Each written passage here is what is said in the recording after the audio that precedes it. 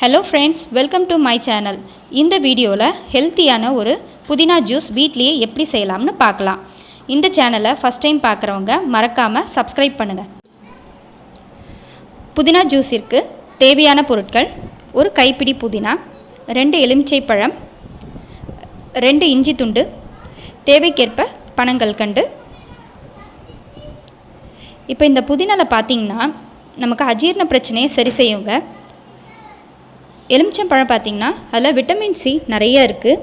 அது இல்லாத சோர்வு தன்மையை குறைச்சி நம்மளை எப்பயும் ஆக்டிவாக இருக்க வச்சுக்கோ. ஸோ இப்போ மிக்ஸி ஜாரில் புதினாவையும் எலுமிச்சம்பழத்தையும் சேர்த்துக்கலாம்.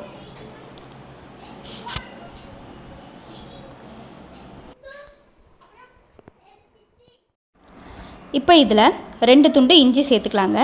இதில் ஏன் நான் இஞ்சி சேர்க்குறேன்னு பார்த்தீங்கன்னா, இஞ்சி நம்ம உடம்புல இருக்கிற கொலஸ்ட்ராலை நல்லா கண்ட்ரோலாக வச்சுக்கோங்க.